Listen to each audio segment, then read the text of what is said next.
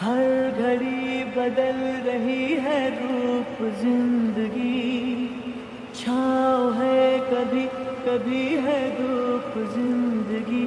Hello guys, welcome back to ജെസ്നഫ്സ്. അപ്പോൾ നമ്മളിന്നൊരു പുതിയ വീഡിയോ ആയിട്ട് വന്നേക്കാണ്. അപ്പോൾ ഇന്നത്തെ വീഡിയോ എന്ന് പറയുന്നത് ഇൻഫർമേറ്റീവ് ആയിട്ടുള്ള വീഡിയോ ആണ്. നമ്മുടെ ചാനലിൽ കുറച്ച് നാൾ മുമ്പ് നമ്മൾ നേഴ്സിംഗ് റിലേറ്റഡ് 1-2 വീഡിയോ ഇട്ടിരുന്നു. അതായത് നേഴ്സിംഗിൻ്റെ കാര്യങ്ങൾക്ക് വേണ്ടിയിട്ട്, അതിൻ്റെ ജോലി സംബന്ധമായ കാര്യങ്ങൾക്ക് വേണ്ടിയിട്ട് ഡെൻമാർക്കിൽ വരുന്നവർക്ക് മനസ്സിലാകാൻ വേണ്ടിയിട്ടുള്ള കുറേ കാര്യങ്ങൾ. അപ്പോൾ അന്ന് നമ്മുടെ കൂടെ ഉണ്ടായിരുന്നത് ബിനോയ് ചേട്ടനാണ്. അപ്പോൾ ബിനോയ് ചേട്ടൻ ഇന്ന് നമ്മുടെ കൂടെ ഉണ്ട്. അപ്പോൾ ഇന്ന് നമ്മൾ അന്ന് സംസാരിക്കാത്ത, അല്ലെങ്കിൽ അന്ന് സംസാരിക്കുമ്പോൾ ക്ലാരിറ്റി വരാത്ത, അതിൽ കുറച്ചും കൂടെ ഡൗട്ട് ആൾക്കാർ ചോദിച്ച കുറച്ച് കാര്യങ്ങളെക്കുറിച്ചാണ് നമ്മളിന്ന് സംസാരിക്കുന്നത്. അപ്പോൾ നമുക്ക് നേരെ വീഡിയോയിലോട്ട് പോകാം. അപ്പോൾ ബിനോയ് ചേട്ടാ, അപ്പോൾ നമ്മൾ കുറേ ഇൻഫർമേഷൻ ഇവിടുന്ന് പാസ് ചെയ്തു. നമുക്ക് ഇവിടുന്ന് അറിയാവുന്ന കാര്യങ്ങളൊക്കെ നമ്മൾ അന്വേഷിച്ചിട്ട് നമ്മൾ വീഡിയോയിലോട്ട് എല്ലാവരുമായിട്ട് ഷെയർ ചെയ്തു. അപ്പോൾ ഒരുപാട് പേർക്ക് അത് ഭയങ്കര യൂസ്ഫുൾ ആയിരുന്നു പറഞ്ഞു. നമ്മൾ ചെറിയൊരു നമുക്ക് പറ്റുന്ന പോലെ ചെയ്ത വീഡിയോ ആണെങ്കിലും അതൊരു 10-20,000-ഓളം ആൾക്കാർ ഇത് കണ്ടു. അപ്പോൾ അവർ അതിൽ നിന്ന് കുറേ കൂടെ കാര്യങ്ങൾ, അതിൽ അവർക്ക് ഡൗട്ടുള്ള കുറേ കാര്യങ്ങളൊക്കെ ചോദിച്ചിട്ടുണ്ട്. അപ്പോൾ നമുക്ക് അതിൽ നിന്ന് ഒന്നൊന്നായിട്ട് ക്ലിയർ ചെയ്യാം. അപ്പോൾ ആദ്യത്തെ അത് കാര്യം എന്ന് വെച്ച് കഴിഞ്ഞാലും ഈ ഒരു എഡ്യൂക്കേഷൻ്റെ ക്വാളിഫിക്കേഷനാണ്. അപ്പോൾ അതിൽ കുറേ പേർക്കുള്ള ഡൗട്ട് എന്ന് വെച്ചാലും ഇതിൽ GNM ഉണ്ട്, BSc ഉണ്ട്, ഡിപ്ലോമയുണ്ട്.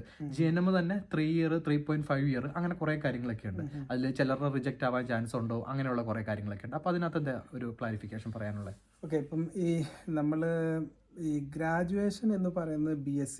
ഇപ്പം ആക്ച്വലി ഇവിടുത്തെ ഡേനിഷ് സിസ്റ്റത്തിലുള്ള നേഴ്സസിൻ്റെ ക്വാളിഫിക്കേഷൻ എന്ന് പറയുന്നത് അവർക്കൊരു സിസ്റ്റം, ഒരു കരിക്കുലം ഉണ്ട്. അപ്പോൾ ആ കരിക്കുലം കറക്റ്റായിട്ട് ഫോളോ ചെയ്യുന്ന ഇന്ത്യൻ എഡ്യൂക്കേഷൻ, ഉദാഹരണം പറഞ്ഞു കഴിഞ്ഞാൽ BSc നേഴ്സിംഗ് അല്ലെങ്കിൽ പോസ്റ്റ് BSc, ഈ രണ്ട് കാര്യങ്ങളും കൃത്യമായിട്ട് അവരുടെ കരിക്കുലത്തിൽ, അവരുടെ ട്രാൻസ്ക്രിപ്റ്റിൽ മെൻഷൻ ചെയ്ത് ആ ട്രാൻസ്ക്രിപ്റ്റ് കമ്പയർ ചെയ്തിട്ടാണ് ഇവർ അസസ്മെൻറ്റ് നടത്തുന്നത്. ഞാൻ ഈ അസസ്മെൻറ്റിൻ്റെ പ്രോഗ്രാമിനെ കുറിച്ച് പറയാം. അസസ്മെൻറ്റ് ശരിക്കും പറഞ്ഞു കഴിഞ്ഞാൽ നമ്മളുടെ ഡോക്യുമെൻ്റ് അയച്ചു കൊടുത്തതിന് ശേഷം ഈ യൂണിവേഴ്സിറ്റിയിൽ എവിടെയാണോ, അല്ലെങ്കിൽ ഇവിടെ ഏത് ഇൻസ്റ്റിറ്റ്യൂഷനാണോ ഇത് പഠിപ്പിക്കുന്നത്, ഉദാഹരണം പറഞ്ഞപ്പോൾ കോപ്പനാണ് യൂണിവേഴ്സിറ്റി, അല്ലെങ്കിൽ ഇങ്ങനെയുള്ള യൂണിവേഴ്സിറ്റികളിൽ ഈ പഠിപ്പിക്കുന്ന കോഴ്സ്, ഗ്രാജുവേഷൻ കോഴ്സ്, ആ ലെവലിലുള്ള കോഴ്സ്, അപ്പോൾ ഇവർ ഈ സർട്ടിഫിക്കറ്റ് ആ യൂണിവേഴ്സിറ്റിക്കാണ് അയച്ചു കൊടുക്കുന്നത്. മനസ്സിലായോ? അപ്പോൾ യൂണിവേഴ്സിറ്റിക്ക് അയച്ചു കൊടുത്തു കഴിയുമ്പോൾ യൂണിവേഴ്സിറ്റി അവരുടെ കരിക്കുലം നോക്കി, അവരുടെ ട്രാൻസ്ക്രിപ്റ്റ് നോക്കി, ഈ ട്രാൻസ്ക്രിപ്റ്റ് ഇക്വലൻ്റ് ആയിട്ടുള്ള കോഴ്സാണ് അവർ ഇന്ത്യയിൽ പഠിച്ചിരിക്കുന്നത് എങ്കിൽ മാത്രമേ അസസ്മെൻറ്റ് കിട്ടുള്ളൂ. അതാണ് ഈ പ്രോഗ്രാമിൻ്റെ ഫസ്റ്റ് സ്റ്റേജ്. മനസ്സിലായല്ലോ?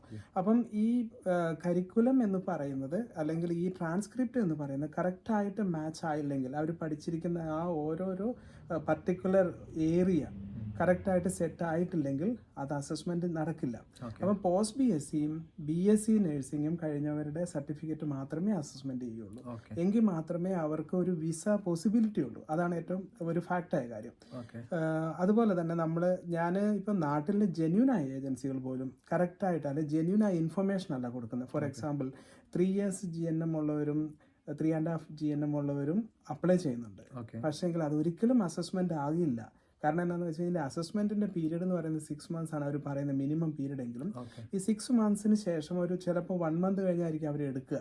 അതിനുശേഷം പിന്നെ ഒരു 1 month മേ ബി അതിൻ്റെ അതർ പ്രോസസ്സ് ഉണ്ടാവും.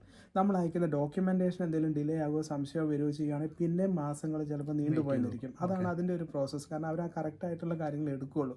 പിന്നെ 6 monthsൽ ഒരു ദിവസം പോലും കഴിയാതെ അവർ ആ ഡോക്യുമെന്റ് എടുക്കില്ല. അപ്പോൾ അവർ ഡോക്യുമെന്റ് എടുത്ത് ഞാനീ പറഞ്ഞ പോലെ യൂണിവേഴ്സിറ്റിയിലോ ആ കോഴ്സ് പഠിപ്പിക്കുന്ന ഇൻസ്റ്റിറ്റ്യൂഷനിലോ അയച്ചു കൊടുത്തതിന് ശേഷം അവർ തരുന്ന റിപ്പോർട്ടാണ് ഇവർക്ക് അസസ്മെന്റ് എന്ന് പറഞ്ഞ് കിട്ടുന്നത്. 3 ഇയറും 3.5 ഇയറും കിട്ടില്ലെന്ന് പറഞ്ഞു. 3 ഇയറും 3.5 പറയാൻ കാരണം ശ്രദ്ധിക്കുക. 3 ഇയറും 3.5 പറയുന്നതും ഇത് രണ്ടും ഡിപ്ലോമയാണ്, നോട്ട് ഗ്രാജുവേഷൻ. മനസ്സിലായോ? BSc അല്ലെങ്കിൽ ഒരു ഗ്രാജുവേഷൻ, ഇപ്പൊ ഡെൻമാർക്കിനെ സംബന്ധിച്ചിടത്തോളം നേഴ്സിംഗ് എന്ന് പറയുന്നത് ഗ്രാജുവേഷനാണ്. മനസ്സിലായോ? ആ ഗ്രാജുവേഷന് ഒരിക്കലും ഡിപ്ലോമ ആയിട്ട് അവർ കമ്പയർ ചെയ്യാൻ പറ്റില്ല. So graduation is different, diploma is different. So graduation ആയിട്ടുള്ള ഒരു കേസുകൾ മാത്രമേ അവർ കൺസിഡർ ചെയ്യുള്ളൂ. ഓക്കെ, പക്ഷേ കുറേ പേര് ഡൗട്ട് ചോദിക്കുന്നത് ഈ 3.5 ഇയറിൽ തന്നെ അതിൽ തിയറിയിലും പ്രാക്ടിക്കലും ആയിട്ട് ഇത്ര അവർ എന്താ പറയുക, അവരുടെ സ്റ്റഡിയുടെ എഡ്യൂക്കേഷൻ്റെ ഒരു ക്രൈറ്റീരിയ പറയുന്നുണ്ട്. അപ്പം അങ്ങനെയുള്ള എന്തെങ്കിലും സിറ്റുവേഷൻ ഇതിനകത്തുണ്ടോ? ഇങ്ങനെയുള്ള കാര്യങ്ങളിൽ കൂടെ ഞാൻ പോയിട്ടുണ്ട്. കാരണം എന്താണെന്ന് വെച്ച് കഴിഞ്ഞാൽ ഇപ്പം നമ്മൾ ഇവിടെ ചില കേസുകളിൽ, എനിക്ക് പർട്ടിക്കുലർലി പേഴ്സണലി അറിയാവുന്ന ചില കേസുകളിൽ 15 years 20 years എക്സ്പീരിയൻസ് ഉള്ള നേഴ്സിംഗ് കഴിഞ്ഞ, ജനറൽ നേഴ്സിംഗ് കഴിഞ്ഞ ആൾക്കാരുടെ പോലും സർട്ടിഫിക്കറ്റ് അസസ് ആയിട്ടില്ല. കാരണം എന്താണെന്ന് വെച്ച് കഴിഞ്ഞാൽ അവരുടെ പഠിച്ച കരിക്കുലമാണ് അവർ മെയിനായിട്ട് നോക്കുന്നത്. അവർ പഠിക്കുന്ന കരിക്കുലത്തിൽ ഈ പർട്ടിക്കുലർ ഏരിയാസ് വേണമെന്നുണ്ടെങ്കിൽ കൃത്യമായിട്ട് പറയുകയാണെങ്കിൽ എനിക്കത് ഓരോരോ വേർഡിങ്സ് ഉള്ള ഡോക്യുമെൻ്റ് എൻ്റെ കയ്യിലുണ്ട്. കൃത്യമായിട്ട് പറയും ഇന്ന വേർഡിംഗ് ഉള്ള ഡോക്യുമെൻ്റ്, അതിനകത്ത് കൃത്യമായിട്ട് എഴുതിയിട്ടുണ്ട് ഇത് ഈക്വലൻ്റ് അല്ല, അതിന് റീസണും അവർ കൃത്യമായിട്ട് പറയുന്നുണ്ട്.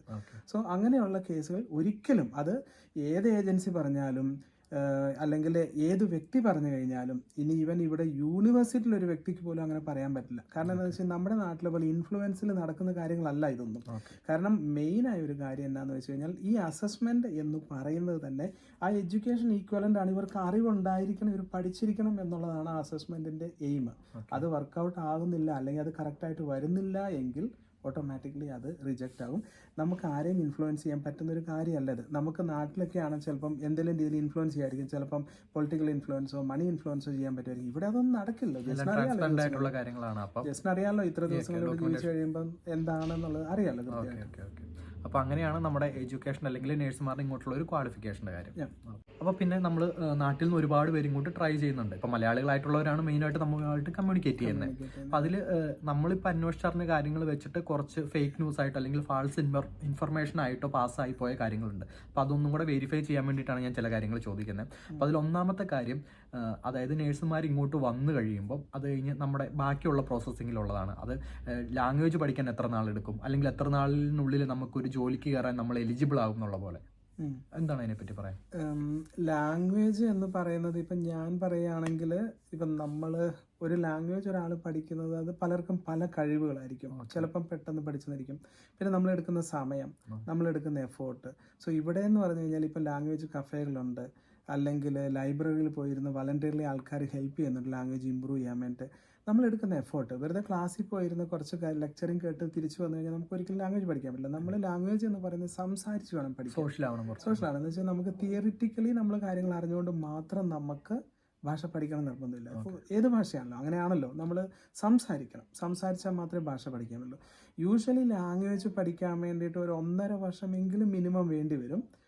ഈ വരുന്ന നേഴ്സുമാരുടെ ഒരു സിറ്റുവേഷൻ എന്ന് വെച്ചാൽ അവർ പാർട്ട് ടൈമും കൂടെ ചെയ്യേണ്ടി വരും, കാരണം അവർക്ക് സർവൈവ് ചെയ്യണം. അല്ല, പക്ഷെ അത് ഞാൻ പറയാം. കാരണം പാർട്ട് ടൈം ചെയ്താലും, part time unskilled job part time ചെയ്താൽ പോലും ഇവരുടെ സ്കൂളിലെ ക്ലാസ്സുകൾ എന്ന് പറയുന്നത് ചിലപ്പോൾ വീക്കിലി 2 ഡേയ്സോ 3 ഡേയ്സോ ഉണ്ടാവുള്ളൂ, ഒരു 4 hours അത്രയൊക്കെ ഉണ്ടാവുള്ളൂ. ബാക്കി എന്ന് വെച്ചാൽ അത് തിയറി പഠിപ്പിക്കുന്ന കാര്യങ്ങളാണ്. അവർ ബേസിക്കലി അവരുടെ ഒരു ഫോർമാറ്റ് അനുസരിച്ച് പോവുള്ളൂ. അവർക്ക് ഇപ്പം 3 മാസം കൊണ്ട് തീർക്കേണ്ട അവർ 3 മാസം കൊണ്ടേ തീർക്കുള്ളൂ. 3 മാസം കൊണ്ട് തീർക്കേണ്ട കാര്യങ്ങൾ പെട്ടെന്ന് എനിക്ക് വേണം തീർക്കണം, ഞാൻ 1 മാസം കൊണ്ട് തീർക്കാന്ന് പറഞ്ഞാൽ നടക്കില്ല. അത് അവരുടെ ഫോർമാറ്റ് അനുസരിച്ച് അവർ പോവുള്ളൂ.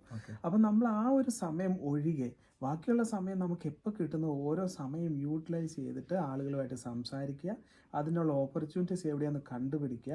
ഇപ്പോൾ ഇവിടെയുള്ള കമ്മ്യൂണാണെങ്കിലും അല്ലെങ്കിൽ ലൈബ്രറികളാണെങ്കിലും അതുപോലെയുള്ള ഇനിയിപ്പോൾ ലാംഗ്വേജ് സ്കൂളിൽ ഇറ്റ് സെൽഫ് ആണെങ്കിലും ഉണ്ടല്ലോ, ഓരോരോ വളണ്ടറി ആൾക്കാർ വന്നിരുന്ന് ഹെൽപ്പ് ചെയ്യുന്നുണ്ട് പല കാര്യങ്ങളിലും. ഞാൻ ഇതിനു മുമ്പ് പറഞ്ഞിട്ടുണ്ട്, റെഡ് ക്രോസിൽ പോയി ചെയ്യാൻ പറ്റും. അതുപോലെ തന്നെ ഓൾഡ് ഏജ് ഹോമുകളിൽ പോയിട്ട് നമുക്ക് ലാംഗ്വേജിൻ്റെ പ്രാക്ടീസ് ചെയ്യാൻ പറ്റും. ഈ പപ്പന്മാരുടെ അടുത്ത് അമ്മച്ചിമാരുടെ അടുത്തൊക്കെ പോയിരുന്ന് സംസാരിച്ച് നമുക്ക് ഇമ്പ്രൂവ് ചെയ്യാൻ പറ്റും. കാരണം അവരാകുമ്പോൾ പക്ക നല്ല പ്രൊനൗൺസിയേഷൻ, നല്ല ഡീനിഷ് പറയും. അവരുടെ പ്രൊനൗൺസിയേഷൻ നമ്മുടെ പോലെയല്ല, വ്യത്യാസങ്ങളുണ്ട്. കമ്മ്യൂണിറ്റി അല്ലെങ്കിൽ സോഷ്യൽ ആയാലാണ് നമുക്ക് ചെയ്യാൻ പറ്റും. ഓഫ് കോഴ്സ് സോഷ്യൽ ആയാലും ചെയ്യാൻ പറ്റുമെന്ന് മാത്രമല്ല, നമ്മൾ സോഷ്യൽ ആകണം. നമ്മൾ അവരുടെ കൾച്ചർ അഡോപ്റ്റ് ചെയ്യണം.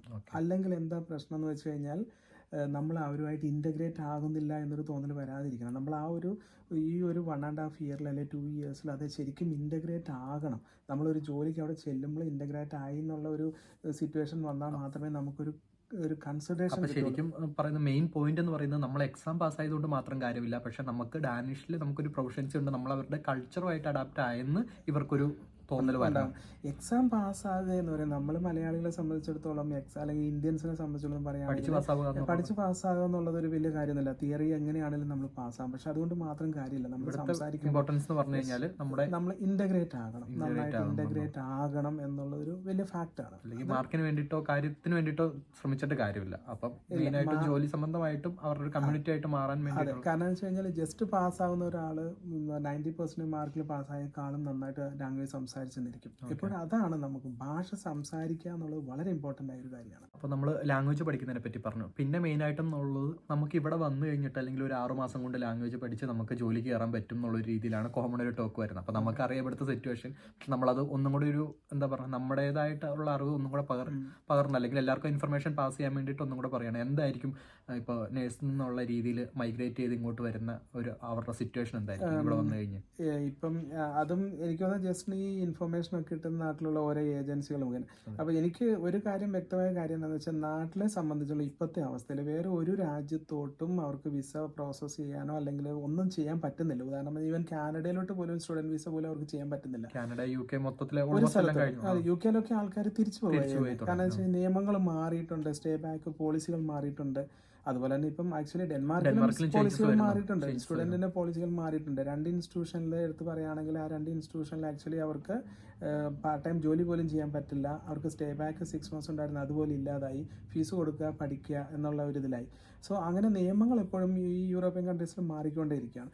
ഈ നിയമങ്ങൾ മാറുന്നത് കൊണ്ട് തന്നെ നമ്മൾ കുറേ കൂടെ കെയർഫുൾ ആയിരിക്കണം ഇങ്ങനെയുള്ള കാര്യങ്ങളിൽ. സോ ഭാഷ പഠിച്ച് ഇവിടെ വന്ന് അല്ലെങ്കിൽ ഇവിടെ വന്നതിന് ശേഷം ഭാഷ പഠിച്ച് ഒരിടത്ത് കയറാം എന്നുള്ളതിലുപരി അത് ഈ 6 months 3 months കൊണ്ടൊന്നും ഒരിക്കലും ഭാഷ പഠിക്കാൻ പറ്റില്ല. പിന്നെ മീൻ വയല് നാട്ടിൽ എന്തുകൊണ്ടാണ് ഡെൻമാർക്ക് എന്നുള്ളത് ഇത്രമാത്രം അറിയപ്പെടുന്ന ഒരു രാജ്യം ഇപ്പം മാറി എന്ന് ചോദിച്ചു കഴിഞ്ഞാൽ, നാട്ടിലുള്ള എല്ലാ ഏജൻസികളെ സംബന്ധിച്ചിടത്തോളം വേറെ രാജ്യങ്ങളിലോട്ട് പ്രോസസ്സ് ചെയ്യാൻ പറ്റാത്തത് കൊണ്ട് എല്ലാവരും ഡെൻമാർക്കിനെ പിടിച്ചു. അപ്പോൾ ആളുകളുടെ അടുത്ത് പറയണം നിങ്ങൾ അവിടെ ചെന്ന് 3 മാസം കൊണ്ട് ജോലിയാണ്, 6 മാസം കൊണ്ട് ജോലിയാണ്, ഹെൽത്ത് കെയർ അസിസ്റ്റൻ്റ് ആണ് എന്നുള്ള രീതിയിൽ പറഞ്ഞാൽ മാത്രമേ അവർക്ക് ആളുകളെ ക്യാൻവാസ് ചെയ്ത് കൊണ്ടുവരാൻ പറ്റുള്ളൂ. പക്ഷേ എങ്കിൽ അത് ശരിക്കും പറഞ്ഞു കഴിഞ്ഞാൽ ജെന്യൂനായ ഏജൻസികളാണെങ്കിൽ ഞാൻ നേരത്തെ പറഞ്ഞ പോലെ ജെന്യൂൻ അല്ലാത്ത ഇൻഫർമേഷനാണ് കൊടുക്കുന്നത്. കാരണം ഇവിടെ വന്ന് 6 മാസം കൊണ്ട് ഒരിക്കലും ഭാഷ പഠിക്കാൻ പറ്റില്ല. എഫോർട്ട് ഇട്ട് കഴിഞ്ഞാൽ നമ്മൾ ആ ഭാഷ പഠിച്ചെടുക്കാൻ പറ്റും. അതിനൊരു 1 year ടൈമെങ്കിലും മിനിമം ഉണ്ടെങ്കിലേ നമുക്കൊരു 20-25% സംസാരിക്കാൻ പറ്റും. 1.5 yearലും പിന്നെ നമ്മൾ എടുക്കുന്ന എഫോർട്ടും കൊണ്ട് നമ്മൾ അത് ഇമ്പ്രൂവ് ചെയ്യും. നമ്മൾ എങ്ങനെ ശ്രമിച്ചു കഴിഞ്ഞാൽ ഓഫ് കോഴ്സ് നമുക്ക് ഒരിക്കലും ഒരു ഡേനിഷുകാരെ പോലെ ഭാഷ സംസാരിക്കാൻ പറ്റില്ല. അത് ഡിഫറെൻ്റ് ആണ്.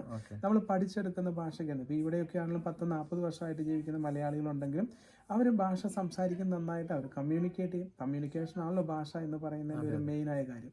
സോ ഭാഷ പഠിച്ചിട്ട് അപ്പോൾ ഈ ഭാഷ പഠിച്ചെടുത്തിട്ട് 6 മാസം കൊണ്ട് ഒരിടത്ത് ഹെൽത്ത് കെയറിൽ ജോലി കൊടുക്കാം എന്നൊരു ഏജന്റ് പറയുന്നുണ്ടെങ്കിൽ അതൊരിക്കലും വിശ്വസിക്കാൻ പറ്റില്ല. അല്ല, വിശ്വസിക്കാൻ പറ്റുന്നത് നടക്കില്ലാത്തൊരു കാര്യമാണ്. നമ്മുടെ നാട്ടിലൊരു ഹോസ്പിറ്റലിൽ ചെന്നിട്ട് ഒരു എന്താ പറയുക ഒരു സർട്ടിഫിക്കറ്റ് ഉണ്ടാക്കണമല്ലോ, അല്ലെങ്കിൽ ഒരു ജോലി ഒരാൾക്ക് മേടിച്ചു കൊടുക്കുന്ന ഇൻഫ്ലുവൻസ് കൊണ്ട് പറ്റും. ഇവിടെ ഒരിടത്തും പോയിട്ട് ഒരു ജോലി ഒരാൾക്ക് ഒരു ഇൻഫ്ലുവൻസ് കൊണ്ട് ഒരാൾക്ക് ഒരു ജോലി മേടിച്ചു കൊടുക്കാൻ പറ്റില്ല. അത് ആരെ കൊണ്ടും പറ്റില്ല. ഇപ്പൊ ഇത്രയും നാളുകളായി ജീവിക്കുന്ന നമ്മളെ കൊണ്ട് പറ്റുമോ? ഇത് നമ്മളെ കൊണ്ട് പറ്റില്ല. അപ്പൊ നമ്മൾ കുറച്ച് ഫേക്ക് ആയിട്ടുള്ള ഫേക്ക് അല്ല ശരി സത്യമല്ലാത്ത കുറച്ച് ഇൻഫർമേഷൻ സ്പ്രെഡ് ആയി പോകുന്നതിനെ പറ്റി പറഞ്ഞു. അപ്പൊ മെയിൻ ആയിട്ടും എന്ന് പറഞ്ഞാൽ ഏജൻസികൾ ഇപ്പൊ നാട്ടിൽ നിന്ന് എല്ലാവരുടെയും മെയിൻ ഡൗട്ട് എന്ന് വെച്ചാൽ ഇന്ന ഏജൻസിനെ വിശ്വസിക്കാൻ പറ്റുമോ, ട്രസ്റ്റഡ് ആയിട്ടുള്ള ഒരു ഏജൻസി പറയുമെന്ന്. പക്ഷെ നമ്മൾ ഒരു ഏജൻസിയുടെ ഭാഗമായിട്ട് നിൽക്കാത്തതുകൊണ്ടോ അല്ലെങ്കിൽ നമുക്ക് എന്താ പറഞ്ഞ ഇതുവരെ ഒരു ഫസ്റ്റ് ബാച്ച് ഇങ്ങോട്ട് വന്നിട്ടില്ല. അപ്പം അവർ കറക്റ്റായിട്ട് ഗൈഡ് ചെയ്ത് ഇവിടെ എത്തിച്ചിട്ടുണ്ടോ എന്ന് നമുക്ക് പറയാത്തതുകൊണ്ട് നമ്മളെ ആർക്കും സജസ്റ്റ് ചെയ്യാനും പറ്റത്തില്ല. അപ്പോൾ പക്ഷെ നമുക്ക് കുറേയൊക്കെ പറയുമ്പോൾ ഇത് ഫേക്കാന്ന് പറയാൻ പറ്റും. അപ്പോൾ അങ്ങനെയുള്ള മെയിനായിട്ട് 1-2 കാര്യങ്ങൾ ഉണ്ടായിരുന്നു. അപ്പോൾ അതായത് മെയിനായിട്ടും ദുബായ് ബേസ്ഡ് അല്ലെങ്കിൽ പുറത്തുനിന്ന് UAE കൺട്രികൾ ബേസ് ചെയ്തിട്ട് 1-2 ഏജൻസികൾ ഇങ്ങനെ അവർ പറയുന്നത് കംപ്ലീറ്റ്ലി ഫേക്കാന്നുള്ള പോലെ നമുക്ക് തോന്നിയിരുന്നു. തോന്നല്ല ജസ്റ്റിൻ. ഇപ്പം ഞാനതിന് കൃത്യമായിട്ട് ഇപ്പം ഞാൻ എടുത്തു പറയാം ഏജൻസികളുടെ പേര്. WES എന്ന് പറയുന്ന ഒരു ദുബായ് ബേസ്ഡ് ഏജൻസി ആണെന്ന് എനിക്ക് തോന്നുന്നത്. മലയാളികളാണെന്ന് തോന്നുന്നു ഇതൊക്കെ ചെയ്യുന്നത്. കാരണം എന്താണെന്ന് വെച്ച് കഴിഞ്ഞാൽ ഒരു മലയാളി പാസ് ചെയ്തൊരു വോയിസ് മെസ്സേജ് പോലും എനിക്ക് കിട്ടിയിട്ടുണ്ട്. ഈ WES എന്ന് പറയുന്ന ഏജൻസി പറയുന്നത് വെച്ചാൽ ഹെൽത്ത് കെയർ അസിസ്റ്റൻ്റ് ആയിട്ട് ജോലിയോടുകൂടി വരാമെന്ന് പറയുന്ന ഒരു ഓപ്ഷനാണ് അവർ പറയുന്നത്. ബേസിക്കലി ഫസ്റ്റ് മനസ്സിലാക്കേണ്ട ഒരു കാര്യം, ഹെൽത്ത് കെയർ അസിസ്റ്റൻ്റ് എന്ന് പറയുന്ന ഒരു നേഴ്സിന് ഒരിക്കലും ചെയ്യാൻ പറ്റിയ കാര്യമല്ല അത്. ഡേനിഷ് സിസ്റ്റം അനുസരിച്ച് ഹെൽത്ത് കെയർ അസിസ്റ്റൻ്റ് എന്ന് പറയുന്ന ഒരു വേറെ ഡിഫറെൻറ്റ് കാറ്റഗറിയാണ്. അവർക്ക് നേഴ്സിനെ പോലെ ജോലി ചെയ്യാൻ പറ്റില്ല. നേഴ്സായിട്ടുള്ള ഒരാളെ അവരൊരിക്കലും ആ ഒരു കാറ്റഗറിയിലോട്ട് കൺസിഡർ ചെയ്യില്ല. കാരണം അവരുടെ ക്വാളിഫിക്കേഷൻ അസസ്മെൻറ്റ് നടക്കില്ല. ഇവിടെ ഏത് ജോലിക്ക് പോകണമല്ലോ, എസ്പെഷ്യലി ഹെൽത്ത് കെയറിൽ ജോലിക്ക് പോകണമെന്നുണ്ടെങ്കിൽ അസസ്മെൻറ്റ് നടന്നാലേ പറ്റുള്ളൂ. ഈ അസസ്മെൻറ്റ് ഒരിക്കലും ഒരു GNMO BSc നേഴ്സോ ആയിട്ടുള്ള ഒരാൾക്ക് ഹെൽത്ത് കെയർ അസിസ്റ്റൻ്റ് ആയിട്ട് അസസ്മെൻറ്റ് നടക്കില്ല. ഫസ്റ്റ് പോയിന്റ് അതാണ് ഒന്ന്. രണ്ടാമത്തെ കാര്യം എന്താണെന്ന് വെച്ച് കഴിഞ്ഞാൽ ഭാഷ അറിയാതെ ഒരിക്കലും ഒരു എസ്റ്റാബ്ലിഷ് അല്ലെങ്കിൽ ഒരു ഹോസ്പിറ്റലോ അല്ലെങ്കിൽ ഒരു ഹെൽത്ത് കെയർ സെൻ്ററോ ഇവിടെ ജോലി കൊടുക്കില്ല. ഒന്ന്. പിന്നെ വേറൊരു കാര്യം എന്താണെന്ന് വെച്ച് കഴിഞ്ഞാൽ ഈ ജോലി ഓഫർ എന്ന് പറയുന്നത് ഇപ്പം ഓഫ് കോഴ്സ് ജസ്റ്റ് വിചാരിച്ചു കഴിഞ്ഞാൽ ഇവിടെ ഒരു ഡെനിഷുകാരനെ കൊണ്ട് ഒരു ഇന്റർവ്യൂ കണ്ടക്ട് ചെയ്യാൻ പറ്റില്ലേ? ഒരാൾക്ക് ഒരു ഇന്റർവ്യൂ കണ്ടക്ട് ചെയ്യാം, ഓഫർ ലെറ്റർ കൊടുക്കാം, എന്ത് വേണമെങ്കിലും ചെയ്യാം. പക്ഷെങ്കിൽ അത് റിയൽ ആണോ ഫേക്ക് ആണോ എന്ന് നമ്മൾ അറിയണമെങ്കിൽ നമുക്കതിന് കുറച്ച് പ്രൊസീജിയർ. ഉദാഹരണം പറഞ്ഞു കഴിഞ്ഞാൽ ഇപ്പോൾ എന്നെ സംബന്ധിച്ചുള്ളത് എനിക്ക് ഒരു ലെറ്റർ കിട്ടി, സോ ആൻഡ് സോ പേഴ്സൻ്റെ പേരും ഡീറ്റെയിൽ എല്ലാം വെച്ചിട്ട് നിങ്ങൾക്ക് കൺഗ്രാജുലേഷൻസ്, നിങ്ങൾക്ക് ജോലി കിട്ടി, ഹെൽത്ത് കെയർ അസിസ്റ്റൻ്റ് ആണ്, ഏതോ സാലറി ഒക്കെ പറഞ്ഞിട്ട് ഒരു ഓഫർ കൊടുത്തിട്ടുണ്ട് അവർക്ക്. ആ ഓഫർ ലെറ്റർ എനിക്ക് കിട്ടിയപ്പോൾ ആ ഓഫർ ലെറ്റർ ഞാൻ ഈ ഹോസ്പിറ്റലിൽ ഇവർ പറഞ്ഞ ഹോസ്പിറ്റലിലും ഇവർ പറഞ്ഞ ഹെൽത്ത് സെൻ്ററുകളിലെല്ലാം അയച്ചിട്ട് ഞാൻ അവരുടെ കയ്യിൽ നിന്ന് റിപ്ലൈ മേടിച്ചിട്ടുണ്ട്. ഇങ്ങനെ ഒരു കാര്യം നടക്കുന്നതായിട്ട് ഞങ്ങൾക്ക് അറിയില്ല. ഞാൻ ജസ്റ്റിന് എനിക്ക് തോന്നുന്നു ഞാൻ അതിൻ്റെ ഒരു സ്ക്രീൻഷോട്ട് ജസ്റ്റിന് അയച്ചു തന്നിട്ടുണ്ട്.